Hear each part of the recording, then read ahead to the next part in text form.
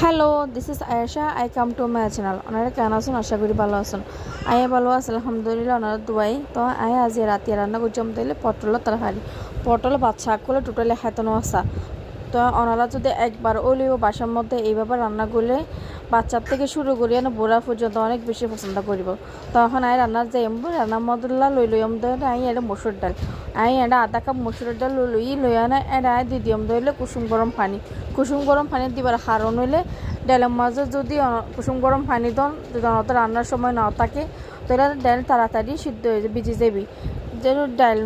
ওনারা যদি রান্নার সময় হম থাকিলে যে এখনও ডালের মধ্যে যে এখন কিছুর মধ্যে ওনারা কুসুম গরম পানি দিবেন তাড়াতাড়ি ডাল বুঝিতে সাহায্য করিব। তো না আই এটা কুসুম গরম পানি দিই দেওয়ানোর পর চামচ দিলাইছি লাগানোর পর যখন ময়লা বাসি উঠতে ইনারা আই চেঞ্জ করে লইম। চেঞ্জ করিয়া না আই এটা আবার কুসুম গরম পানি দিয়ে না 10 মিনিট রাখি দিই। তো এখন আজ তো এখন ফটলের মাথা কিনে আই হাড়ি লইয়া না আই ইনারে বেগুন হাড়িয়া না যাই দিবার লাই। তো আই এনে ভালো করে পরিষ্কার করিয়া না পটল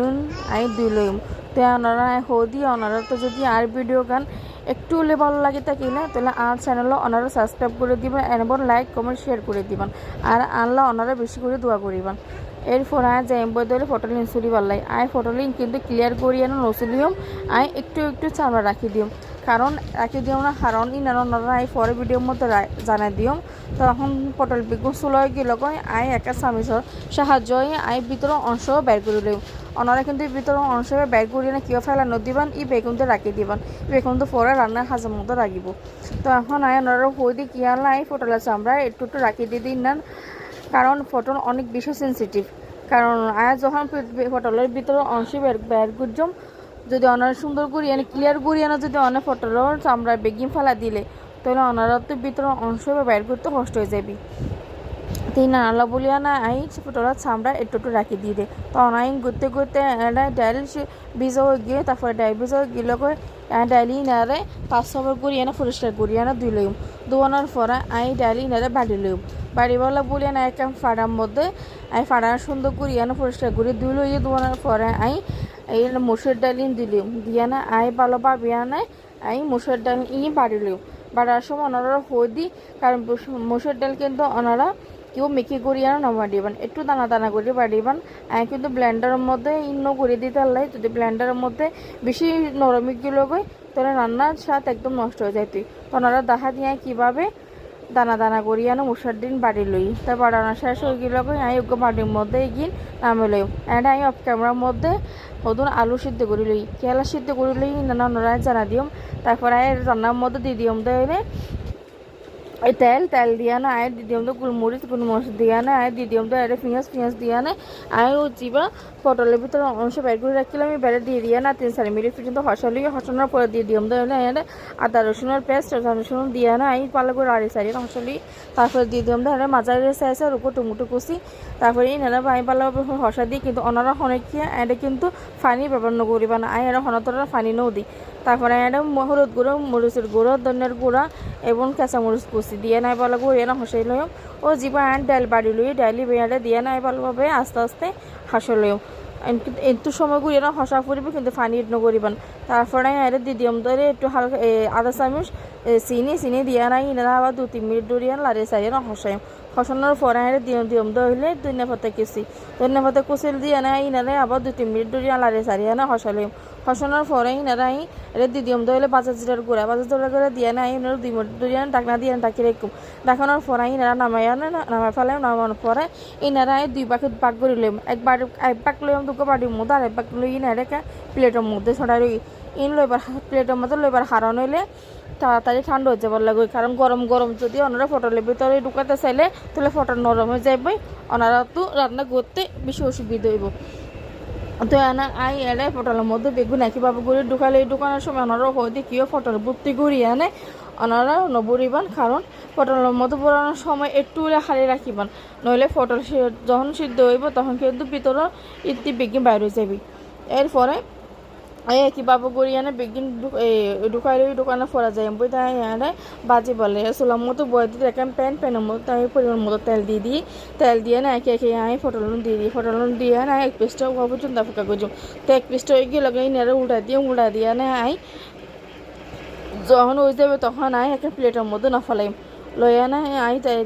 একই প্যানের মধ্যে দিয়ে দিও মধ্যে যে বাগ করিয়া না যে পাড়ির মধ্যে রাখি দিই পেস্ট নেড়ে দিয়ে দিই দানা ফোড়া 2-3 মিনিট পর্যন্ত হসানোর পরে দিয়ে দিম দইলে ফানি দিয়া না ইনারা 3-4 মিনিট ধরিয়া না হসানোর পরে 5 মিনিট আনলা এক ডাকনা দিয়ে ডাকি দিম ডাকানোর পরে যখন 5 মিনিট পরে আবার ডাকনা খুলে না আনার পরে নারে 2-3 বার করে লাড়ি দিই লাড়ানোর পরে দিয়ে দিম দইলে পটল দিয়া না আবার ইনারে ডাকনা দিয়ে ডাকি দিম এক পিসটা সিদ্ধ হওয়া পর্যন্ত তো 5 মিনিট পরে এগিয়ে গই আনার পরে যখন এক পিসটা সিদ্ধ হয়ে গই তারপরে আবার উল্টানোর পরে এটা দিয়ে 1 কাপ দুধ দিয়ে না আবার লাড়ে সারিয়ে না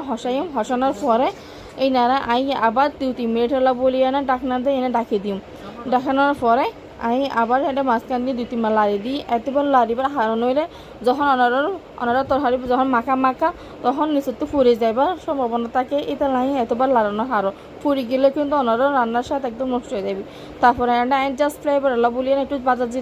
বাজার জিরা গুঁড়া দিই দয়ানোর পরে রান্না হয়ে গিয়ে অনার পরে আর পরিবেশন করছি অনারা কিন্তু এই তরকারি বা রুটি এবং পরোটা পোলাও বাদ দিয়ে না অসাধারণ ভাবে না হেফতারিবান ওনারা বাসার মধ্যে একবার হলে ট্রাই করেছেন তো আলু জীবন সিদ্ধ করে লইলি আলু ইনারা 2 ভাগে ভাগ করে লই 1 ভাগ পর্যন্ত হইলে 1 ভাগ বাড়ির মধ্যে লইলি লোয়ানোর পরে চুলার মধ্যে হরাই বয়ে দিয়ে না দিয়ে পরিমাণ মতো তেল তারপরে রসুন তারপরে পেঁয়াজ দিয়ে না বাদামি করিয়ে না বাজি লইম এরপর ডালের মধ্যে দিলাম দইলে পানি দিয়ে না ইনারা ডালের মধ্যে দিই বাজা পেঁয়াজের মধ্যে দিয়ে না লাড়ে সারি দিই দিয়ে একটু হলুদের গুঁড়া আর ধনিয়া গুঁড়া দিয়ে না লাড়ে সারি দিই লাড়ানোর পর দিয়ে পাতা কুচি দিয়ে না ইনারা 5 মিনিট পর্যন্ত পর্যন্ত এটা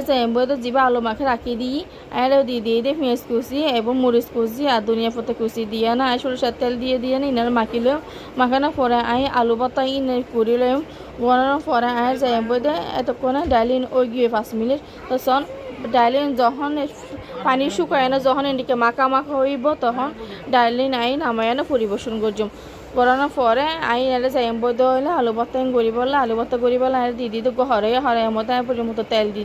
তেল দিয়ে না আলু ভর্তা দিয়ে আলু ভর্তা আস্তে ওয়াইম তারপরে ওয়ানোর পরে যখন আলু ভর্তা হয়ে যাবে ওনার পরে একটা প্লেটের মধ্যে পরিবেশন করে লই দিই তারপরে দিদি আমরা হরে দেওয়ার পরে এটা লই ধরো 2 পিস ফাঙ্কাস মাছ অনেক বেশি মেশে গিয়ে ওনারা হাইতে নষ্ট কিন্তু ওনারা নব্বুজা ফাঙ্কাস মাছ কিন্তু রাঁধি জানিলে অসাধারণ মজা এখন আর জেলার মজা হন্ডিকা চলে নানা হয়ে না পারে কিন্তু আর কক্সবাজারের মধ্যে বেশি দুর্ভিক্ষ চলে এই সময়ের মধ্যে মাসে ফাঙ্কাস মাছকে মরিচ দিয়ে পেঁয়াজ দিয়ে না বাচ্চা সব অসুবিধা হয়ে গিয়ে আর অত ফাঁকাশ মাছ ইলিশ মাছের দামি তো আর সারা জীবন ফুল নিতে মাছের তেলে মাছ ভাজা আর যে মাছের তেলের মধ্যে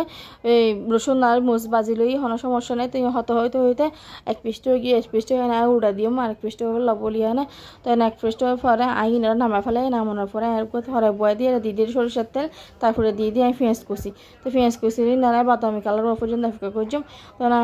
জায়গায় মরিচি নাই হসুলিলাম হসুলানোর পরে দিদিম দইরে রসুন বাজাই না কিভাবে করিয়ে হসুরিলাম হসুরটা আর পেঁয়াজ বাজাই ওই গিয়ে বাদামি কালার তারপর ওনার পরে বাড়ির মধ্যে লোয়ানোর পরে দিদিম দইলে রসুন ভর্তা আর পেঁয়াজ মরিচ ভর্তাই পেঁয়াজের মধ্যে দিয়ে দেওয়ানোর পরে তো কোনো মাছি ঠান্ডা হয়ে গেলে টাইম বাছি লইয়া না পেঁয়াজ মরিচ দিয়ে না ইনারিও একইভাবে করে মাখি লওয়ার পরে দিয়ে দিম তো ওইলে সরিষার তেল একইভাবে করে মাখিলিম মাখানোর পরে দিয়ে এই ধনিয়া পাতা কুচি দিয়ে আনে ইনারে গোল ঘুরিয়ে আনে শেক করিলাম তো রান্নায় ওই গিয়ে এই পর্যন্ত তো ওনারা তো যদি রান্না একটু হলে ভালো লাগে তাকিলেও তো চ্যানেল ওনারা সাবস্ক্রাইব করিবেন এবং লাইক কমেন্ট শেয়ার করিবেন ওনারা বেশি করে আনলা এবং আমার মেয়েলা দোয়া করিবেন আর ওনারা বেগুন সুস্থ থাকিবেন ভালো থাকিবেন আল্লাহ হাফেজ আসসালামু আলাইকুম।